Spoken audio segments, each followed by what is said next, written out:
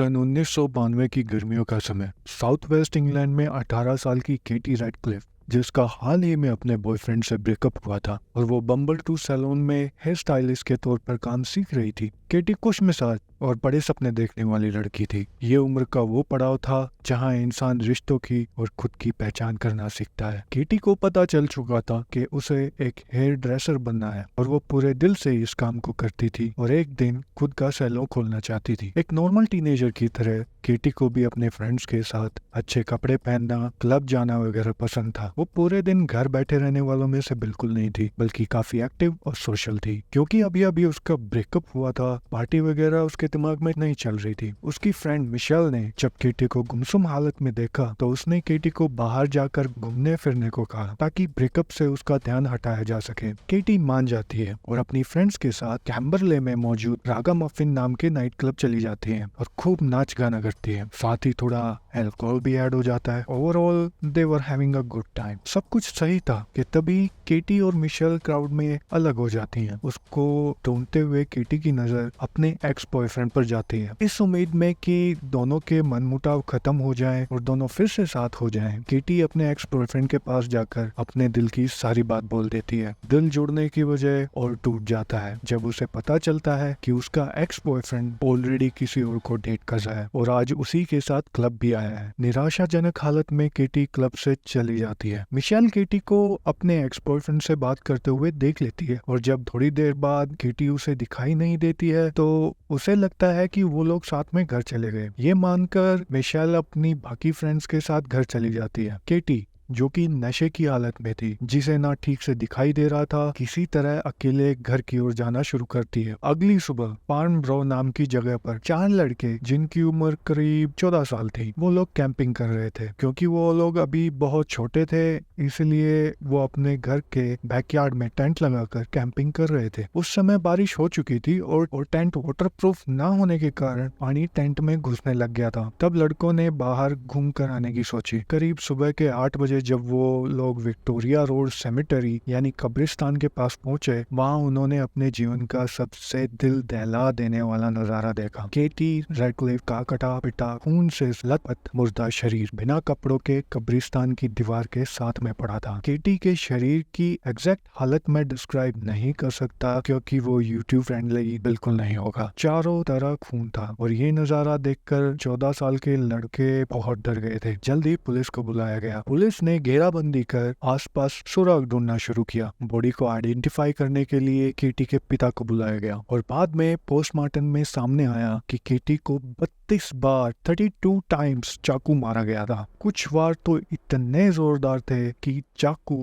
केटी के शरीर के आर पार हो गया था। घाव हर जगह थे, उसके लिवर, पेट, लंग्स, हार्ट और यहाँ तक कि जेनेटेलिया, जहाँ जानबूझकर मारा गया था। बॉडी में बहुत सारे घाव उसकी चेस्ट पर और उसके प्राइवेट पार्ट्स पर थे। यहाँ तक कि कुछ घाव विक्टिम के मर जाने के बाद उसे दिए गए थे। डरे सहमे लड़कों ने बताया कि सुबह के समय कुछ रोने की आवाज सुनाई दी थी उन्हें, लेकिन उन्होंने सोचा पड़ोस के बच्चे आपस में लड़ रहे होंगे। केटी के घाव देखकर लग रहा था कि किलर ने 6.5 से 7 इंच के नाइफ का इस्तेमाल किया था। साथ ही केटी के शरीर पर घसीटने के निशान भी थे। पुलिस को समझ नहीं आ रहा था कि विक्टिम को पहले मारा गया और फिर उसको यहाँ फेंका गया या यहीं पर उसे मारा गया, क्योंकि केटी को आखिरी बार कैम्बरले के नाइट क्लब में देखा गया था और उसकी बॉडी फार्नब्रो में पाई गई, जो कि एक दूसरा टाउन है। केटी की बॉडी उसकी लास्ट सीन लोकेशन से 5 मील दूर मिली है। अगले दिन पुलिस ने दोबारा मुर्दाघर और उसके आसपास के इलाकों में खोजबीन शुरू कर दी, लेकिन वो लोग खूनी से जुड़ा किसी तरह का कोई सुराग नहीं जुटा पाए। पुलिस ने खोजबीन जारी रखी और शनिवार रात रागामफिन नाइट क्लब में जो लोग आए थे उनसे घर जाकर पूछताछ की। जिस तरह से केटी को मारा गया था उसे देखकर लग रहा था कि किलर कोई 20 से 30 साल का फुल्ली ग्रोन मेल होगा जो कि केटी की बॉडी को घसीट सके, जिसने सेक्सुअल मोटिव से ये खून किया होगा। लेकिन पुलिस एकदम गलत दिशा में खूनी को ढूंढ रही थी। पुलिस ने कई लोगों को शक के घेरे में रख पूछताछ शुरू की, जैसे कि वो लोग जो उस रात रागामफिन क्लब में मौजूद थे और औरतों को नाचते हुए देख रहे थे, जैसे कि टॉम जिसने काले कपड़े पहने थे, एशियन किक बॉक्सर, या वो ब्लैक आदमी जिसके सर पे एरो का टैटू था। करीब 500 लोग उस रात रागामुफ्फिन्स में मौजूद थे और अथॉरिटीज ने सबसे पूछताछ की। केटी के अनसोल्व मर्डर ने मीडिया का ध्यान भी अपनी ओर खींचा और ट्रू क्राइम टीवी के प्रोग्राम क्राइम वॉच पर भी ये कहानी चली। वहाँ के 2 नेटिव टाइकून्स ने खूनी के सिर पर 10,000 पाउंड का इनाम भी रखा। मीडिया जल्द ही केटी के परिवार तक भी पहुंच गई, जहां केटी के पिता ने कहा, "we are numbed by the senseless killing of our daughter." Police किसी को सस्पेक्ट बनाती और जल्द ही डेड एंड तक पहुंच जाती। पुलिस को नहीं पता था कि वो अपने अजम्पशंस की वजह से असली खूनी से बहुत दूर जा रहे थे। खूनी कौन था? पुलिस उसके आसपास भी नहीं थी। असल में उस रात क्या हुआ था और किसने किया था, ये सब एक सवाल बनकर रह गया। पार्नब्रोस शहर और रेडक्लिफ फैमिली को अपनी बेटी के बेरहमी से किए गए खून का इंसाफ नहीं मिला। किसी ने सपने में भी नहीं सोचा था कि खूनी जिसने 7 इंच के चाकू से बड़ी ही बेरहमी से किसी को 32 बार चाकू मारा हो, जिसमें से कई बार चाकू शरीर के आर पार हो गया था, ऐसा करने वाला शख्स असल में एक 12 साल की लड़की थी। ये यूके की हिस्ट्री में सबसे कम उम्र की किलर थी, जिसका कहना था कि I am a killer, killing is my business and business is good. ये लिखा था एक 12 साल की बच्ची ने अपनी डायरी में। ज्यादातर 12 साल के बच्चे गुड्डे गुड़ियों से खेलते हैं या फिर गेमिंग कंसोल से खेलते हैं। ये 12 साल की लड़की जिंदगियों से खेलना पसंद करती थी। नमस्कार, मेरा नाम है हेमंत और मैं आपका स्वागत करता हूँ मेरे YouTube चैनल इविल माइंड्स में। आज हम बात करेंगे शैरन कार, जिसे डेविल्स डॉटर यानी शैतान की बेटी भी कहा जाता है। शैरन लुइस कार का जन्म 21 दिसंबर 1981 में ब्लिज में हुआ। शैरन के अलावा उसके 3 और सिबलिंग्स थे। 4 बच्चों में से 3 बच्चों के 3 अलग अलग पिता थे, लेकिन शैरन को कभी नहीं पता चला कि उसके बायोलॉजिकल फादर कौन थे। शैरन अपने बाकी 3 भाई बहनों के साथ बहुत ही गरीबी और तनाव भरे माहौल में पली बड़ी। शैरन का सौतेला पिता एक शराबी था जो रोजाना उसकी माँ को मारता और उसके बाद शैरन को मारता और उसके बाद बाकी 3 सिबलिंग्स को भी मारता। उनकी माँ भी कुछ कम नहीं थी, वो भी एक बहुत ही हिंसक महिला थी जो अपना सारा गुस्सा अपने 4 बच्चों पर निकालती थी। शैरन ने एक रिपोर्ट में बताया था कि उसकी माँ उसे कई तरह से सजा देती थी, जैसे कि सिगरेट से उसके शरीर पर अलग अलग हिस्सों को जलाना एक्सेट्रा। 80 के दशक की शुरुआत में शैरन की माँ जॉर्ज कार से मिली,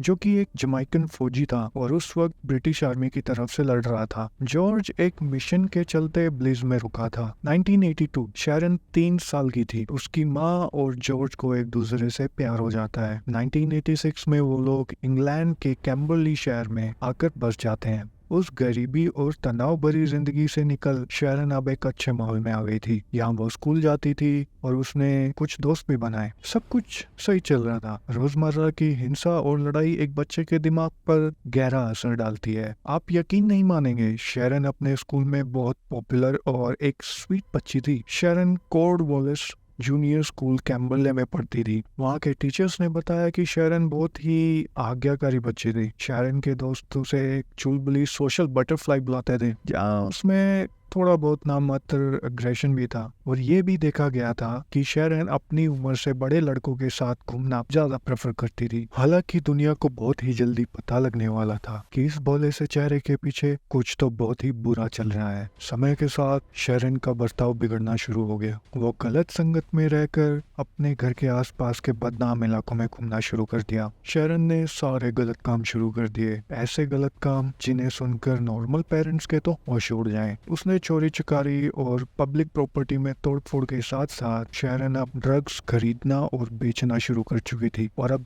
11 साल की शैरन ने डेली बेसिस पर गांजा भी फूकना शुरू कर दिया था। 11 साल की एक बच्ची डेली बेसिस पर गांजा फूक रही थी और ड्रग्स खरीद और बेच रही थी। अब आप खुद अंदाजा लगा सकते हैं कि शैरन किस दिशा में पहुंच चुकी थी। जल्दी ही शैरन का बर्ताव काफी चिड़चिड़ा और अटेंशन सीकिंग हो गया। वो जल्दी ही दंगाइयों का हिस्सा बन गई और अथॉरिटीज ने भी उसे कई बार पकड़ा। अब उसकी दिलचस्पी हथियारों में भी बढ़ने लगी और वो अपने साथ एक चाकू रखने लगी और यहाँ तक कि वो अपने स्कूल बैग में भी एक चाकू रखती थी और उसे स्कूल लेकर जाती थी। जब शैरन 8 साल की थी, उस समय शैरन के पिता शैरन की इन हरकतों से तंग आ चुके थे और साथ ही परिवार के इस हिंसात्मक बिहेवियर को भी अब वो नहीं झेल सकते थे। शैरन के स्टेप फादर ने कहा कि मैं इस परिवार को छोड़कर जा रहा हूँ, लेकिन जाने से पहले एक आखिरी बार वो कैम्बरले वापस आए शैरन की माँ मोली से मिलने, ये सोचकर कि शायद समस्या का कोई समाधान ही निकल आए। लेकिन बिना किसी चेतावनी के शैरन की माँ मोली ने